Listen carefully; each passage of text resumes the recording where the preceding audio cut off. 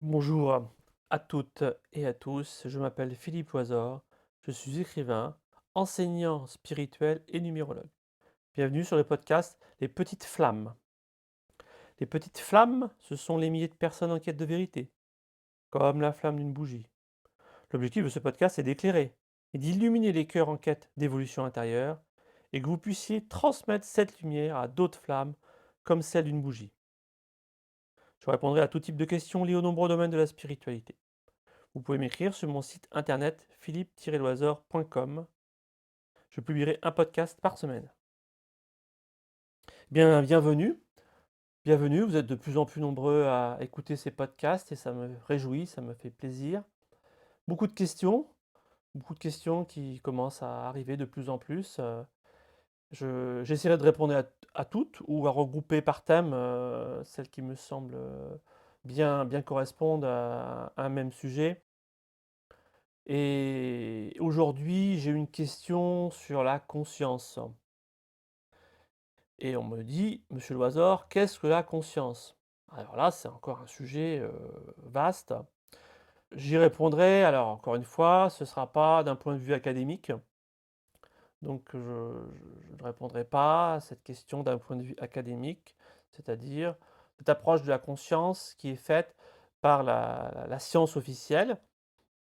Alors chacun devra apprendre, hein, alors je ne condamne pas l'approche officielle, elle est ce qu'elle est. Elle fait partie du plan divin, comme je vous le disais des fois, je vous ai parlé du plan divin. C'est que l'humanité évolue, mais tous les êtres humains aussi évoluent. Et actuellement, il y a des milliers de petites flammes, des centaines de milliers de petites flammes de par le monde, voire des millions de petites flammes qui commencent à s'allumer de plus en plus et qui grandissent en conscience, qui grandissent en sagesse, qui acquièrent la connaissance, qui acquièrent la sagesse et qui comprennent que c'est là que ça se passe. Et c'est une très bonne chose. Donc la conscience. Alors ça, la conscience, c'est vraiment d'un point de vue ésotérique, d'un point de vue spirituel. Je vais vous apporter une réponse autant que faire se peut, courte, sachant qu'il faut beaucoup de connaissances spirituelles, intérieures, d'expérience, parce que la conscience, c'est un sujet très vaste. Et je vais aborder qu'une partie, sachant que j'apprends également encore, moi aussi, sur cette histoire de conscience. D'où vient la conscience? Qu'est-ce que la conscience? Alors il faut vraiment avoir une vision très vaste pour comprendre la conscience. Alors les livres qui nous parlent le plus de la conscience, et le font avec une immense sagesse, je vais parler à nouveau d'Alice Bailey, qui a reçu cet enseignement par télépathie supérieure. Alors je dis bien supérieure. Alice Bailey qui a reçu un entraînement de par son maître spirituel, qui est un authentique adepte, un maître de la sagesse, une personne qui a franchi plusieurs niveaux de conscience, qui ne sont pas... Alors là, ça nous ramène encore à la conscience, vous voyez. Je vous parle de niveau de conscience. Je viens de... Encore une fois, la conscience ce n'est pas intellectuel. Ce que je vous dis là, c'est pas intellectuel. Vous devez l'écouter avec votre cœur. Voilà. Quand on parle de conscience, on parle de niveau vibratoire. Notre système solaire, qui est issu on peut dire, du deuxième rayon cosmique d'amour-sagesse, s'exprime à travers 7 plans vibratoires. Ces 7 plans sont bien connus de la tradition ésotérique et des spiritualistes de nos jours.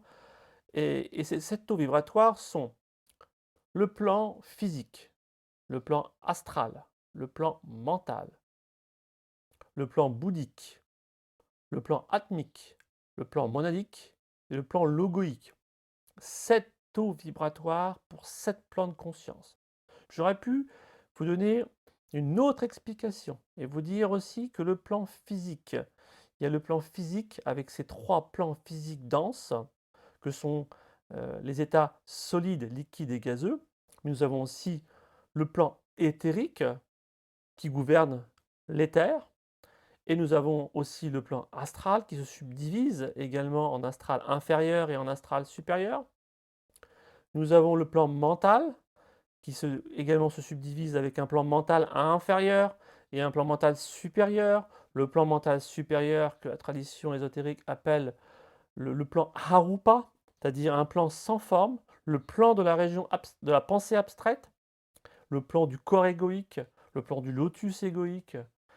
Et après cela, nous avons le plan bouddhique, qui est le plan de ce que la tradition appelle la raison pure, ce que les néoplatoniciens appelaient l'intellect supérieur, hein, un plan que l'on qualifiait de plan mental extrêmement pur. Et puis nous avons le plan qualifié de spirituel, le plan atmique. Et après, nous avons deux plans extrêmement hauts en taux vibratoire, qui est le plan monadique, qui est le plan de la monade. Et après, nous avons le plan adique, ou adi, également appelé logoïque. Alors vous voyez qu'il y a beaucoup de synonymes et beaucoup de choses. Alors ne cherchez pas à tout retenir, hein. Quand vous découvrirez cette connaissance, bah, vous l'aurez déjà entendu. Voilà. Donc qui dit plan, dit taux de conscience ou niveau de conscience qui correspond. Alors j'aurais pu aller un peu plus loin, dire que le plan physique est subdivisé en 7 taux vibratoires. Le plan astral est subdivisé en 7 taux vibratoires. Le plan mental est subdivisé en 7 taux vibratoires. Vous voyez, ce sont des stades d'évolution, des stades de conscience aussi. Vous voyez? Donc on est sur le plan physique, que l'on connaît bien, mais en fait on est immergé en même temps dans le plan astral, sans en avoir conscience. Le plan astral, en fait, tout s'interpénètre, j'allais dire, comme des cercles concentriques. Et je pense que c'est une bonne image. Alors, ceux qui arrivent à visualiser des cercles concentriques, hein, en géométrie, on part d'un point, autour de ce point, on bâtit des cercles qui vont aller en s'écartant. On trace un petit cercle, pas très loin du point central, après un deuxième cercle, un troisième cercle, un quatrième cercle, un cinquième cercle, un sixième cercle, un septième cercle. Voilà. Et nous avons cet empilement de cercles. C'est une image. C'est une image qui ne fait que de comprendre que c'est l'unité qui gère le relatif. L'être humain est une unité plongée dans la matière. L'être humain est une âme plongée dans la matière. C'est une conscience de l'âme plongée dans la matière. L'être humain doit rejoindre sa centralité. Actuellement, il se débat dans la matérialité. Il croit que la matérialité est l'unique but de son existence. Donc il y a un stade d'involution où il y a une conscience que l'on appelle la conscience kama-manasique, une conscience astrale et mentale. L'être humain, pour la majorité, évolue dans une conscience astrale et manasique, mentale inférieure. Vous voyez? Et ça, ce sont des niveaux de développement de la conscience. Une grande majorité de l'humanité évolue dans ce qu'on appelle les trois mondes, ce qu'on appelle le royaume de l'homme en ésotérisme. J'en parle dans mon livre Sauver l'amour. J'explique tout ça, ce livre qui sera publié, j'espère, le plus vite possible, pour vous faire prendre conscience que l'être humain, il doit savoir qu'il évolue dans ce qu'on appelle le royaume de l'homme, le royaume de la matière. Jukoul parlait aussi des idoles, le royaume des idoles. C'est-à-dire que l'être humain est plongé dans le royaume du désir. Et il idolâtre, il idolâtre. Il a des objets de désir. Et il désire toujours plus, toujours plus. Le désir est boulimique. C'est pour ça que Bouddha disait qu'il fallait se détacher du désir. Moins on désire, plus on est heureux. Parce que le désir amène toujours une sensation de frustration. Vous voyez? Il atteint un objet, hop, il s'épanouit. Hop, j'ai le dernier téléphone, hop, c'est fini. Hop, on attend le prochain téléphone, hop. Vous voyez, c'est toujours plus de désir, toujours plus de faux buts. Alors que le disciple de la sagesse, lui, il se détache de ça. Il évolue, il retourne vers son être. Vous voyez? Ce que la Bible appelait le fils prodigue, c'est que l'être humain, il veut retrouver sa conscience authentique. Voilà. C'est pour ça que Schmitt disait, il reprenait ces phrases magnifiques. Ô homme, qu'as-tu fait de tes pouvoirs? Qu'as-tu fait de tes pouvoirs? L'être humain n'utilise plus ses pouvoirs. Il est bourré de capacités, mais il n'utilise rien. Il évolue dans la salle de l'obscurité. Il n'a aucune conscience. Vous voyez? Donc la conscience se développe au fil des âges. Car la conscience réelle d'un être humain, c'est son âme. C'est ce qu'on appelle la conscience égoïque. J'aurais pu aller plus loin, mais ça va faire compliqué après. Parce qu'en fait, on touche dans les mécanismes les plus profonds de l'être humain. C'est-à-dire qu'on parle du corps égoïque, du lotus égoïque, des pétales du lotus égoïque, pour ceux qui connaissent, si parmi vous il y a des auditeurs qui ont lu Alice Bailey, voilà. Ce n'est pas mental. Même l'enseignement d'Alice Bailey, qui est une mine d'informations, ou d'enseignement spirituel, ça utilise le mental, mais c'est de la connaissance. Et la connaissance, si on développe plus de savoir que de connaissances, on s'enorgueillit de savoir, et en fait, on devient orgueilleux. Vous voyez? Tous ceux qui ont trop de savoir, tous ceux qui sont, comme on dit, par des diplômes, hein, comme disait Coluche, tout c'est pas d'avoir des diplômes, c'est de savoir où les poser. Ça montre typiquement que, bah, c'est pas là que ça se passe. D'ailleurs, ceux qui sont, lettrés et qui ont de l'intelligence, ils apprennent facilement. Quand on est en mode bourrage de crâne, on passe son temps à répéter, répéter, répéter pour apprendre, c'est l'intellect qui travaille. Il mémorise, il mémorise. D'ailleurs, qui se souvient des diplômes qu'il a obtenus? Et ce qu'il a appris, en passant son bac ou ses études? Bah, il se rappelle, la moitié de rien. D'ailleurs, j'ai beaucoup discuté moi avec des gens qui avaient, je veux dire, des prétendus diplômes. Ben non, la moitié, alors on acquiert plus de la mémoire ou de la méthode de travail ou des rigueurs de travail qui là sont des qualités. Vous voyez? Plus que par du contenu. Parce que si l'on ne comprend pas en profondeur, ben on retient rien. Moi je vois bien, j'ai des personnes dans ma famille qui sont diplômées, qui sont ingénieurs. Bah, quand ils ont compris en profondeur, ça va tout seul.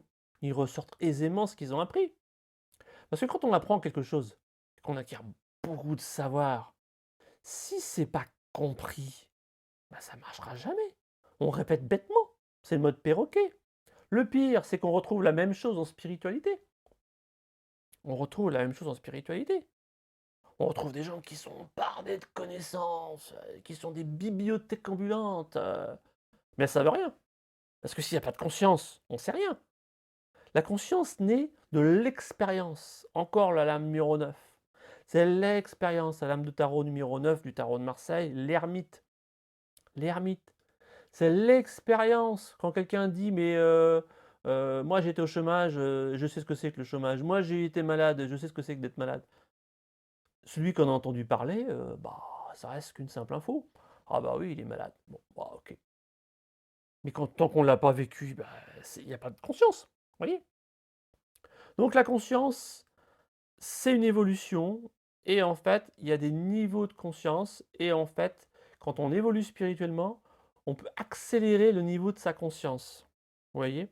Donc on sort de cette conscience que l'on appelle astrale et mentale, parce que l'être humain même, il croit en rien. Donc l'être humain, ou les technocrates, ou la majorité de l'intelligentsia, ils ne croient que dans le corps physique. Ah, ça c'est très compliqué, hein. Et pour lui, la conscience, c'est le cerveau. Tout est dans le cerveau. Donc il va agir sur le cerveau. Alors il pourra obtenir des résultats, mais il ne touchera pas au monde des causes. Il ne touchera pas au corps mental, il ne touchera pas au corps astral. Pour lui, les émotions, ce sont des réactions chimiques. Oui, mais c'est lié au corps astral, c'est lié au chakra. L'être humain, il ignore la connaissance des chakras. Voilà encore, c'est lié aussi à l'évolution de la conscience, tout est lié. Au corps physique correspond le chakra racine. Ouais, je vous ferai un podcast sur les chakras et la conscience par rapport aux chakras. Donc le chakra le plus important, ça reste quand même le chakra du cœur, le Anahata, le quatrième chakra. Le quatrième chakra, sachant qu'il y a 7 chakras, 7 plans de conscience, en partant du point le plus bas, de bas en haut, on monte le quatrième chakra, il se situe vraiment au niveau du cœur, au centre de votre poitrine. C'est là qu'il est le chakra du cœur. Voilà. Et c'est hyper important. Les personnes de cœur, elles sont de cœur. Le technocrate, il fonctionne dans le mental. Il est fermé. Et il ne pense qu'à lui-même. Il ne croit en rien. Ce que je les appelais, je les appelle toujours les hommes au cœur fermé, les femmes au cœur fermé. Beaucoup d'hommes politiques et de femmes politiques qui sont à des postes très importants sont des hommes au cœur fermé, des femmes au cœur fermé. Il n'y a rien, rien, rien. Et tout passe dans la moulinette du corps mental.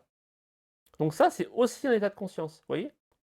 État de conscience mental inférieur. C'est un état de conscience, vous voyez? C'est l'état sur lequel on fonctionne, vous voyez? Mais sachant que la véritable conscience, c'est la conscience de l'âme. L'être humain n'est pas conscient de sa conscience véritable. Et c'est ça l'objectif de l'évolution spirituelle. La conscience qualifiée que l'on appelle l'ego, c'est une projection de l'âme dans la matière. C'est une image déformée, vous voyez? C'est pour ça que l'évolution spirituelle authentique, finalement, nous amène vers un renoncement. C'est-à-dire que l'être humain renonce au soi personnel, il renonce à lui-même pour aller vers les autres. Ça nous amène à ce deuxième stade de conscience qu'Alice Bailey appelle état de conscience, qui correspond à un stade de développement de conscience qu'on appelle le baptême, ou deuxième expansion de conscience, qui est déjà une expansion de conscience assez élevée, mais dont on n'a pas conscience. Vous voyez ce que je veux dire? Ça devient subtil, car on n'est pas conscient de sa conscience, on n'est pas conscient de son développement de conscience. Et c'est la connaissance de soi qui amène à réfléchir sur soi-même et à découvrir où et sur quel plan de conscience on fonctionne. C'est par la lumière de l'âme que l'on prend conscience de qui l'on est, car l'âme illumine son outil de manifestation qu'est l'ego.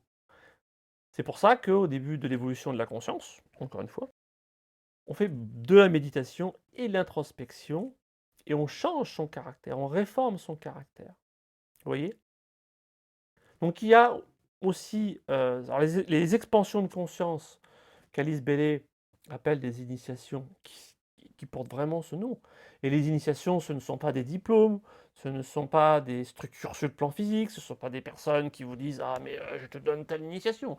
Ça n'existe pas. On reconnaît peut-être, à travers ce mot, voilà, que vous avez été initié, voilà. Ce mot aussi, initiation, je pourrais vous en parler parce qu'il y a un énorme malentendu sur le mot initiation. Voilà. Donc il y a des stades vibratoires, des plans d'évolution, 7 plans d'évolution, physique, astral, mental, bouddhique, atmique, monadique et logoïque. Et il y a plein de synonymes pour dire tous ces mots. Vous voyez, par exemple, en Orient, quand on parle du mental, on parle de manas. Quand on parle du désir, on parle de kama. Quand on parle du plan physique, on parle de stula. Donc il y a aussi tout un langage, et ça aussi j'y reviendrai sur la signification profonde de ces mots, selon qu'on se situe en Orient ou en Occident. Vous voyez? Donc l'évolution de la conscience est une réalité.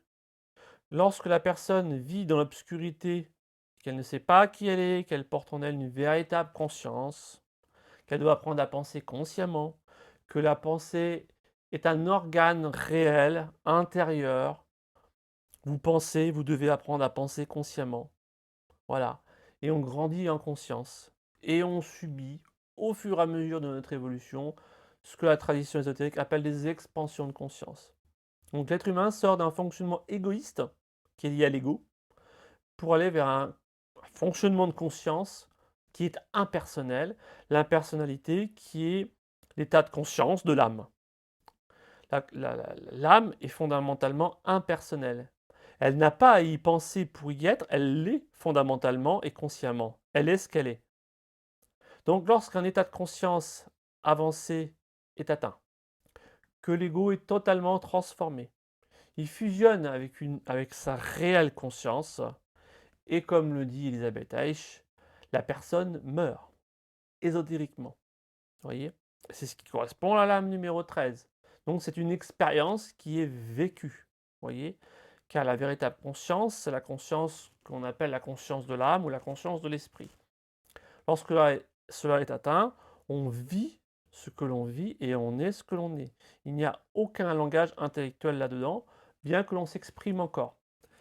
C'est ce que j'explique aussi sur mon site internet, à travers cette transformation que j'ai vécue, car ce que je vous enseigne, je l'ai vécu. Si je ne l'avais pas vécu, je ne pourrais pas vous en parler. Sinon, ce serait une usurpation. Ce serait encore le mental qui aurait pris le relais, etc., etc. Le mental qui est le dernier bastion à tomber, car il est très très coriace. Voilà. Donc c'était un podcast sur la conscience. Voilà, c'est un micro zoom sur la conscience. Je suis bien conscient que vous en voulez certainement savoir plus. Posez-moi des questions précises sur ce sujet. Où est-ce que ça bloque? Qu'est-ce qui vous dérange? Et j'y répondrai.